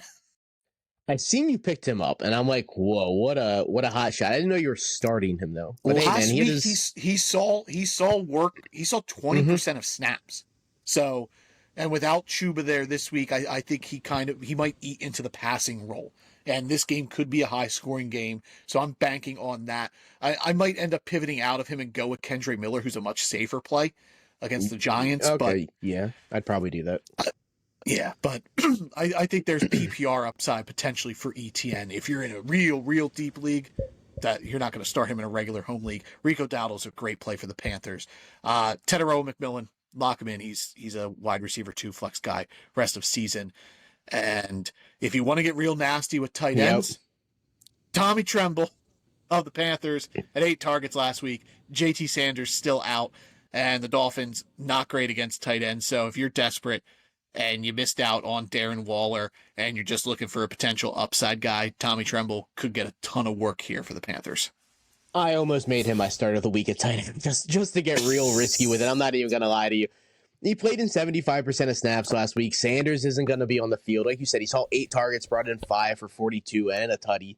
So he had a really good week last week, and he plays a horrendous team that cannot stop a tight end. So I think if you have to start Tommy Tremble, he's a good play this week. I'm not going to lie. I'd probably play him over like Cleveland's tight ends. Yeah, I think because it's him. He's the only option exactly. there. Yeah. So I don't hate that. Yeah, if you want to get real frisky, Tommy Tremble, not a disgusting play. I agree. Miami, Devon Achane in your lineup. I think you could flirt with Ollie Gordon this week as well. Jalen Waddle, I think, is a good play. Like we brought up early, I would play him over Devonta Smith. And Darren Waller, my play of the week. I think he is a tight end 1 this weekend, probably rest of season. And I think you can also flirt with Malik Washington, but I'd rather just keep him on my bench, see what utilization he gets this week without Tyreek Hill not being there. And then really, is Tua, where do you stand with Tua? Like, would you play Tua over CJ Stroud? No, I would play Geno and Stroud over Tua, but I have him really close to that bucket. He's right under those guys, I think. He was one of the guys I was looking at for a guy I had to stream this week, but I ended up going with Geno because I had to stack with Trey Tucker on my bench already, who I have to start as well because of injuries. Yeah. with Carolina, this could be a real run-heavy game for Miami. Yeah, for sure. Carolina can't stop the run and all, and that's why you shouted out Ollie Gordon.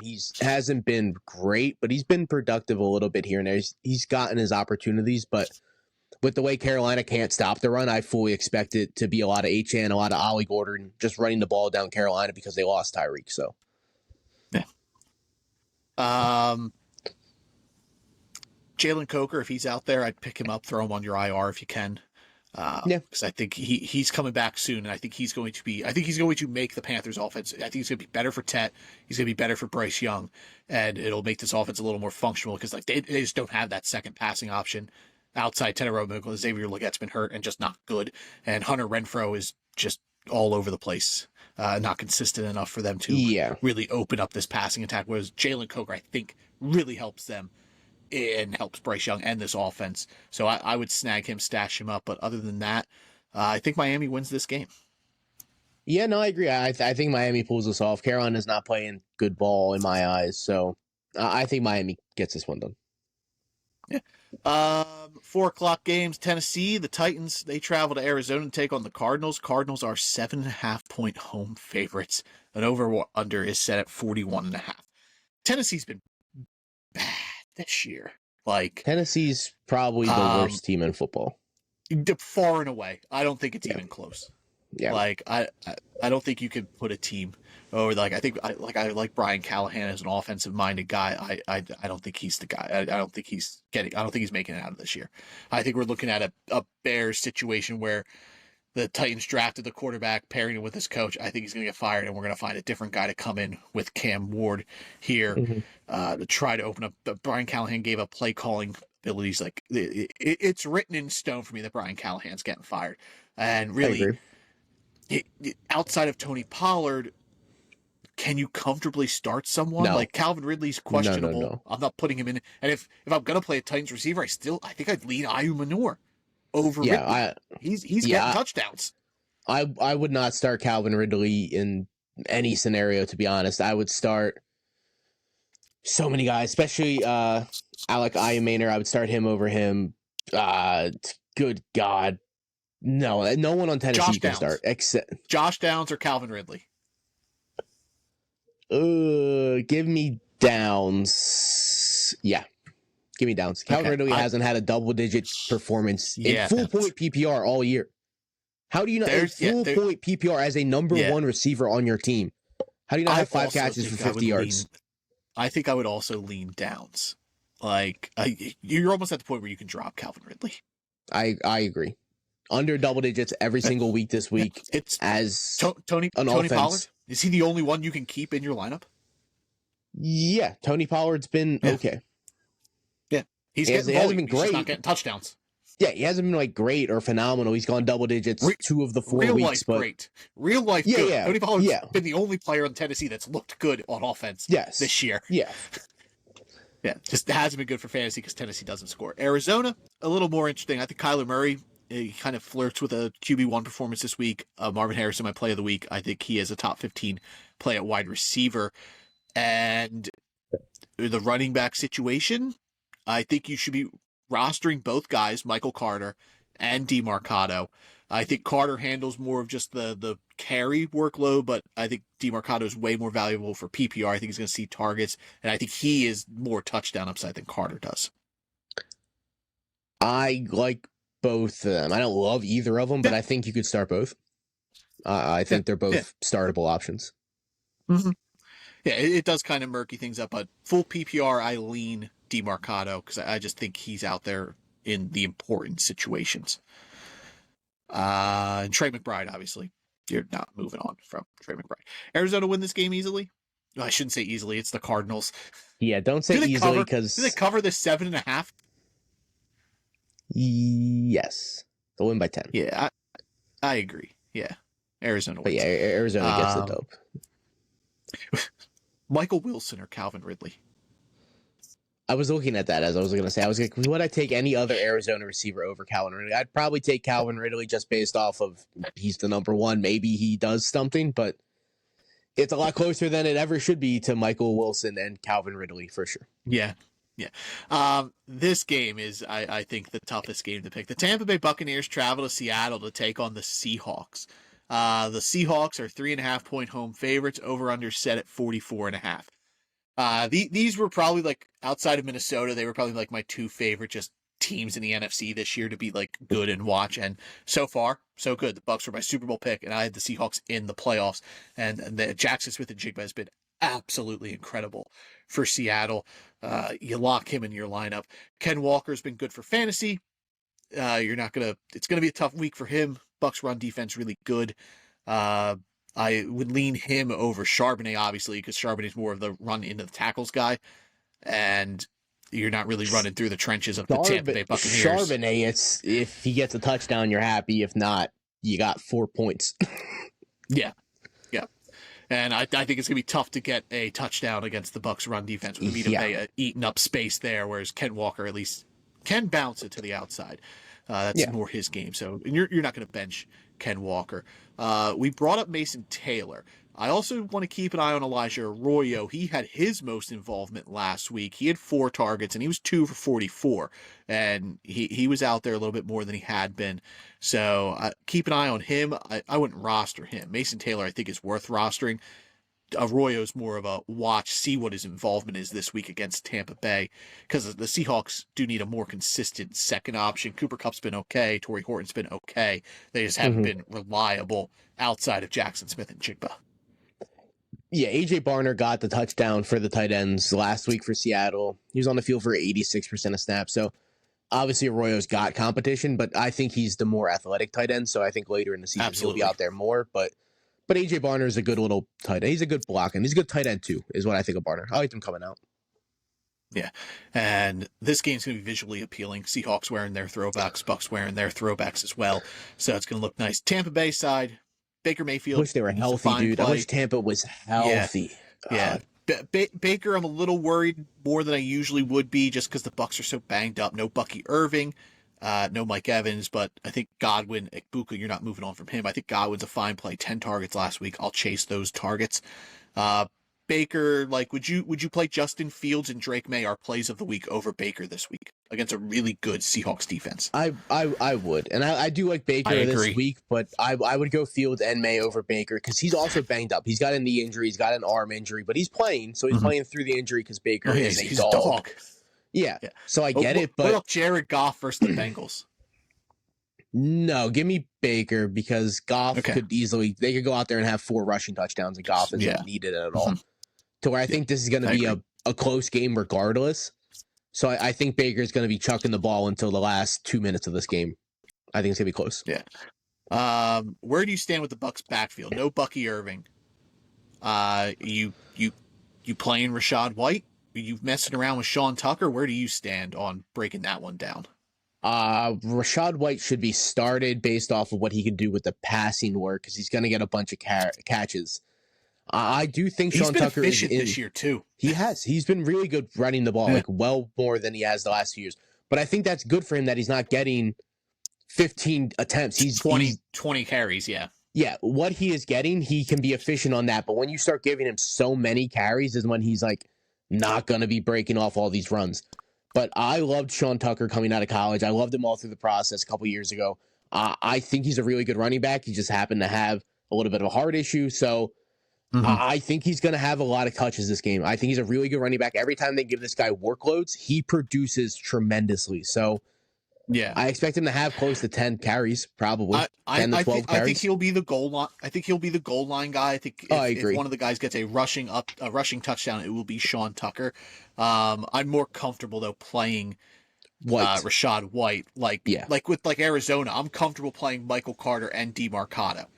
Whereas I'm not comfortable playing Sean Tucker and Rachaad White just because I know we haven't seen Carter out there this year, but he was the back last year when DeMarcado. We see it last year. He played well. Yeah. Whereas Tucker, if you're chasing a touchdown, Tucker's your guy. But I think Rachaad White gets more work and he can get his passing game involvement up to the point where he's really good for fantasy this week.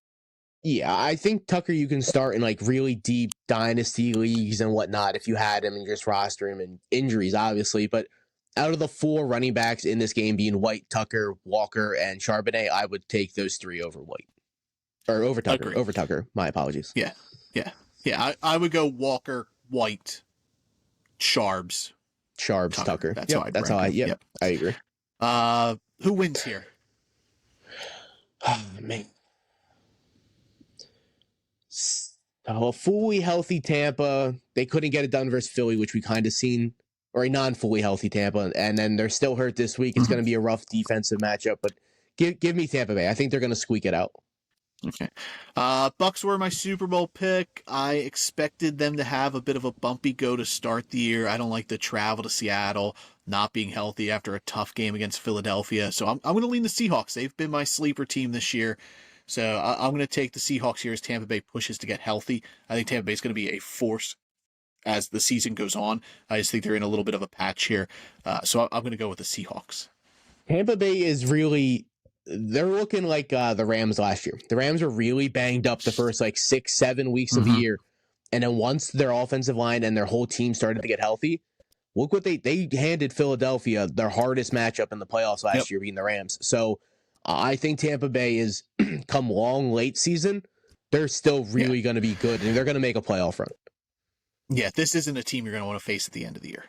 Yeah, no, come late December, Tampa's going to be rolling, dude. Detroit travels to Cincinnati to take on the Bengals.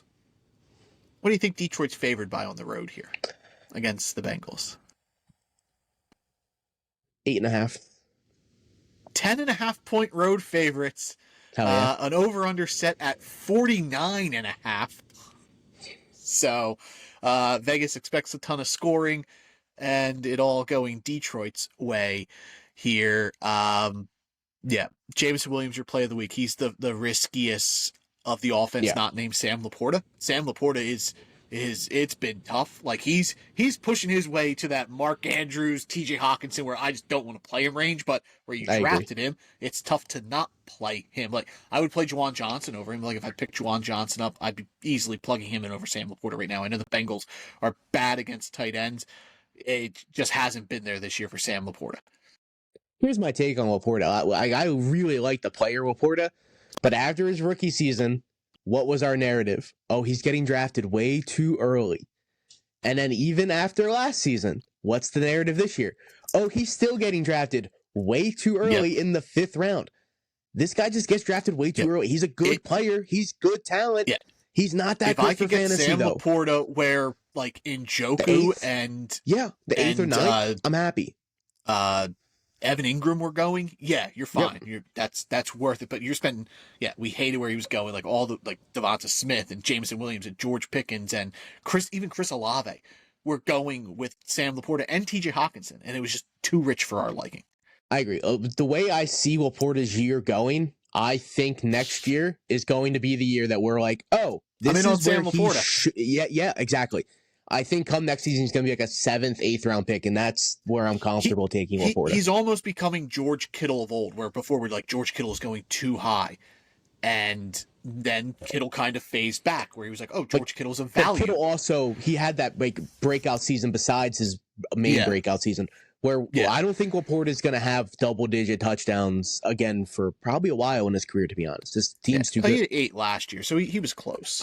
But I think that's his new ceiling now. I don't think it's 10. The problem here also with Laporta 8. is the receiving room is way more crowded than George Kittle's ever faced. 100%. And there's so many. And they just paid Jameson Williams, so he's not going anywhere. They paid him 3 years. Amon-Ra's not going anywhere. Tesla looks like he could be a guy. He has amazing freak athlete ability, and this run game is so good. So there's way too many mouths to feed in Detroit for Laporta to be a 5th round pick. But you're probably not putting him out of your lineup in a high scoring game. There is the chance for touchdown upside for him. Yeah, you have to play him because of, again, where you drafted him. Yep. Jameson Williams, your play of the week, I think is a great play. You take that shot there. Amon-Ra, you're not benching him, and you're not benching Gibbs and Montgomery. And Goff's a fine play if you need him, but there's options elsewhere. There is the realm where this is another 4-touchdown game for Jared Goff, but also a realm where he doesn't have a touchdown. Yeah, it's essentially a coin flip here for Goff. It can easily be a phenomenal go, but I don't know, man. I think the running backs are in in line to have phenomenal And performances. Cincinnati, can you play anyone on the Bengals with any sort of confidence? Nope. Well, I don't know if that's going to get picked up on the recording because of the podcast technology blocking background sounds, but Ashley said no to that question, and she's a Bengals fan. And the answer is no, because the key word is their confidence. I'm cool benching T. Higgins. I'm fine with that. I'm cool benching Chase Brown. If you have to bench Chase Brown, bench him, but it's kind of hard to. He gets so much volume. It kills me that Chase Brown is just not the. It's not even Chase. It's not a Chase Brown issue. It's not Chase. It's the Bengals. Look at Jamar Chase. It's a Bengals offensive line, and Jake Browning isn't Joe Burrow, so he can't make that work. And they have the second worst offensive line of football behind Houston. It's insane what's going on with these offensive lines. Go protect these quarterbacks. Yeah. It's ruined Jamar Chase. Like Jamar Chase, you could bench him if you have 3 decent receivers as your other options. I would rather rest of season have Quentin Johnston than Jamar Chase.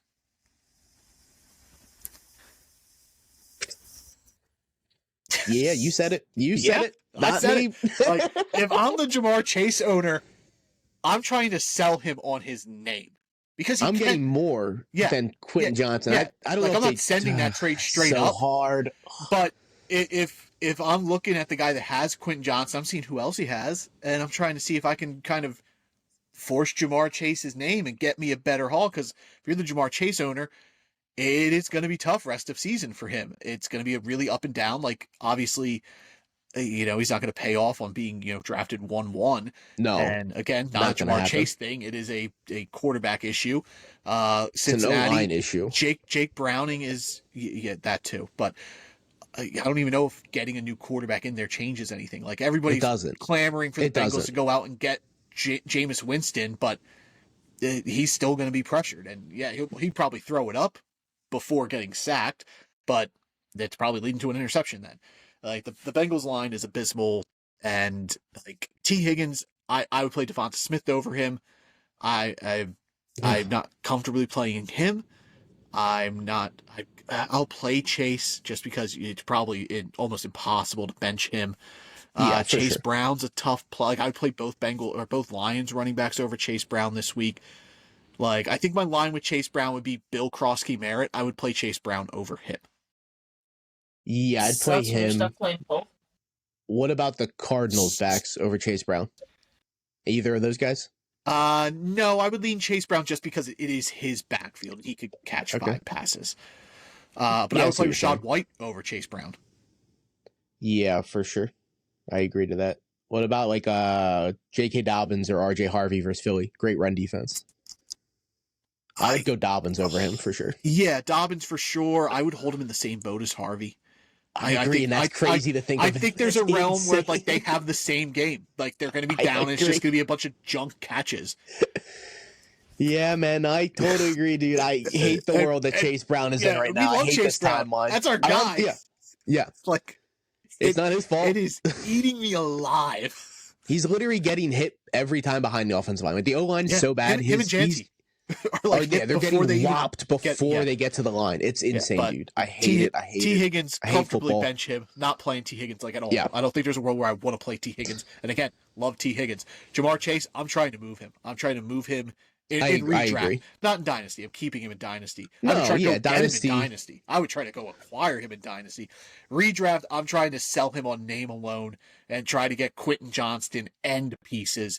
Because, Quentin Johnston's not a name value, and everybody's probably like, well, Quentin Johnston, when's the shoe going to drop on him? I don't think it does. It's not going to. But, yeah, Detroit wins this game easily. I don't want to talk about this game anymore. Yeah, it's been a little. We've been on this game too long. I agree. It's Detroit, and it's not going to be close. Let's talk about Quentin Johnston. The Washington Commanders travel to LA to take on the Chargers. Chargers are 2.5-point home favorites. Over under set at 47.5. The fantasy world, the fantasy football gods have blessed us with one good piece of news, and that is Jaden Daniels is back for Washington. So, no Terry McLaurin there, but this opens up Deebo Samuel, a good play again with Jaden Daniels back. Zach Ertz also enters the realm of a streamable tight end, and then it's deciphering the Commanders' backfield. I still lean that it's going to be Bill Krosky, Merritt's Diggs back there, but I'm not playing any of the 3. I agree. I would put Bill first and then Rodriguez second, McNichols third, Yep. but I'm not playing any of those guys. Yeah, I don't even know if I'd want to roster Rodriguez and McNichols. I think Bill's the only one I'd roster, and even that, I think he's on the verge of a guy I'd be willing to drop if I needed a piece. If you need it bad enough, yeah, but if you have room to stash people, I think just stash any of these guys. Any of them could have the RB1 potential in this backfield. All three guys are on the same. Do you chase playing field anyone in my else eyes. on the Washington passing side, like Luke McCaffrey, Chris Moore? Chris Moore is a crazy name. I haven't heard that guy's name since he was playing in Houston a couple years back. No, I'm probably not. None of those guys have really stuck out. Luke McCaffrey's had touchdowns in back-to-back weeks, but other than that, it's been like exactly. He's out there for less than 40% of snaps. He's 3 targets a game. He just happens to be bringing in touchdowns right now. And I think that was more of a Mariota thing. Practice. I agree. Yeah. I think in practice, Luke McCaffrey was obviously a backup practice guy. So same with Marcus Mariota. So they just already had the rapport. I think Debo and Zach Ertz are the only options to play in this offense besides Jaden Daniels. Yep. Chargers, Amari Hampton has been incredible the last 2 weeks. Keep him Start locked them in. all. Yeah. Keenan Allen. I actually think Keenan Allen is my least favorite Charger going forward of the 3 receivers just because he's older, and I don't want to doubt Keenan Allen. But I think eventually we see this all the time. Like these older guys have this hot start, they kind of tail off. Look at Adam Thielen a couple of years ago. And I just think it's more of a utilizing Ladd McConkey better than a Keenan Allen thing. But I think rest of season, Quentin Johnston's the one I want the most of. And I hate that those words are coming out of my mouth, but it just feels like he's turned the page and has starting to pay off for them. I agree, but I would, if I had to take one of them, I think this is going to say, I would take Ladd, I think. You can probably get Ladd reasonably cheap if you I agree. Because I'm sure Ladd owners want to dip him quick. Ladd has seen the most double coverage in football this season. Keenan Allen's right behind him, too. So that's leaving Quentin Johnston open for all these. So at some point, defenses are going to start covering Quentin Johnston because he deserves it. He's actually catching the ball. We used to just be like, oh, just let Quentin Johnston run down the field. It's a 50% chance he drops the ball. It is what it is. He's bringing them in now. He's good. He's focused. He's got a clear head. He's playing good ball. But with Keenan Allen and Ladd both seeing so much double coverage, I think that eventually fades out. And once Ladd is single coverage, his routes are unstoppable. He's so clean. He's so smooth. Yep. My order would be Ladd, Q, and then Keenan Allen last. But I love all 3 guys. With Keenan Allen being last, which isn't a Keenan Allen issue. No, he was also blessed with 3 touchdowns the first 3 weeks. Like he's not gonna score a touchdown every week. So we're gonna get a lot of the stuff we got last week, which was only like 5 catches for 30 yards. That's a Keenan Allen game. That's in the realm of possibility. In full point PPR, that's only like 8 points and half points. That's like 6.5 points, and that's not going to get the job done. So I would take Ladd and Q over Keenan Allen long term. Yeah. We all Ferrande Gadsden after that 7 target game. He only saw 3 last week against the Giants. Yeah, you could still watch the name. He's got a couple good matchups coming up, but he shouldn't be rostered. But still watch the name. Young athletic tight end. Him or Elijah Arroyo going forward, are you more interested in potentially stashing? Give me Arroyo. I loved Arroyo coming out of college. Yeah. I think we both agree that Mason Taylor would be our top priority of the 3 rookie tight ends. The rookie-wise? That aren't Tyler Warren. Even Harold Fanning would be in that category, but I would take Taylor over Fanning going forward. Agree. Yeah. Justin Herbert, obviously, you're playing him as well. Yeah. Start your Chargers. All 3 receivers and Justin Herbert and Amari Hampton. I honestly think Amari Hampton's a really close to like a top 5 guy end of the season. I agree. He's going to be amazing. Like he's going to be the best rookie running back this year. He's going to be drafted top the first round next year. Yeah, 100%. Yep. I totally agree. I'm going Chargers here. Even with Jaden Daniels back, I just think they're a better football team, and they got the redemption arc. They got to get that loss from the Giants out of their system. They're playing angry this week, and I love the Chargers. So give me LA. And I honestly think Hampton's the highest rookie this season, drafted next year. I think he's drafted over Gentry next year. I agree. Better team and Genty Yep. kind of going this high this past season. It's gonna burn people. I think you're going to see Genty fall to like mid-second round potentially. Yep. And I think Hampton ends up in the first round. I agree. I think he'll be a top 3 drafted back next year. I agree. I think he's going to be a top 8 pick. Where I think Genty could sneak into the first, but I think he's going to fall to like early second, mid second. But yeah. I agree. I think Hampton's going to be the guy. Sunday Night Football. New England Patriots take on the Buffalo Bills. The Bills are 8.5-point home favorites. Over under set at 49.5. Buffalo's easy. James Cook has been great. You put him in your lineup. He's been so good, dude. Yep. And this is like his backfield too. Like Ty Johnson and Ray Davis are not involved whatsoever. Yeah. I love this. It's a little bit worrisome because James Cook frame isn't built to be handling all these carries, but that's true. He's been great with it. And but just keep an eye on that. See if that wear and tear catches up to him when it matters for fantasy. But hey, you're not moving on from James Cook right now. Josh Allen, obviously, in your lineup. Where do you stand on the passing game? Khalil Shakir, Keon Coleman, Dalton Kincaid, I think is a good play. I think he's a tight end one, potentially. I think Kincaid's the only guy I'm confident playing out of those 3 guys. Keon Coleman had the big week 1, but after that, it's been hit or miss. And Shakir, it's rough goings for the receivers, but I'm cool with Kincaid and James Cook, and I think that's about it.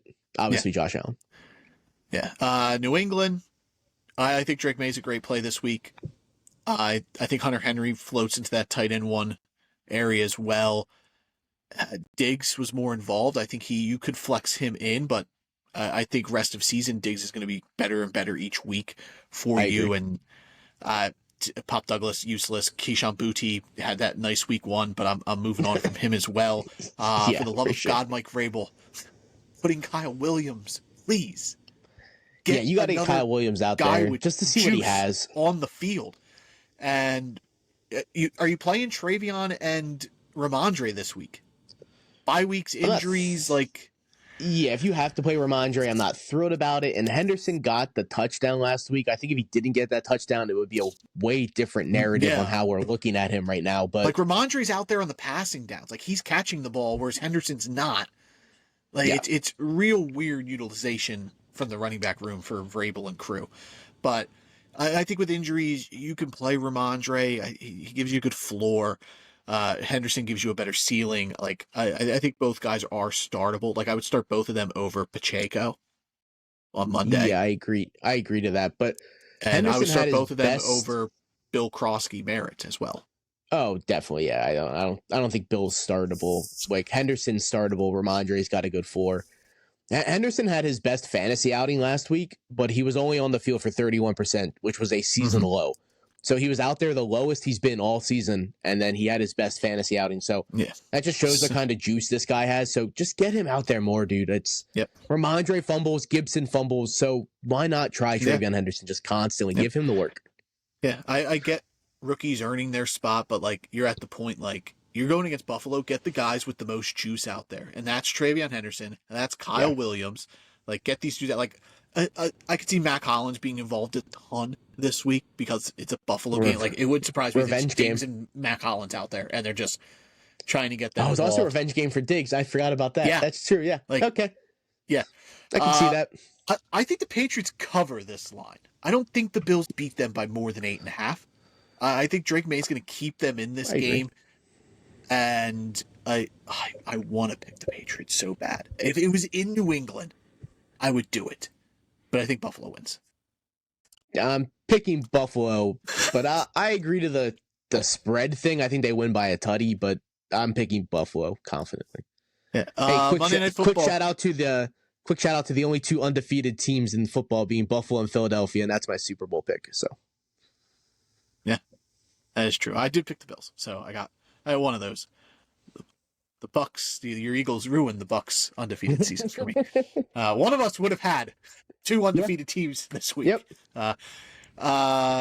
Also, shout out K-Dog. He picked the 49ers on Thursday. That is true. The only person in our home pool league of picking games to pick the Niners. So Everyone, I was dead set on the Rams. I would have picked them if we recorded I would for have sure. considered picking the Rams in a survivor pool had I not been eliminated.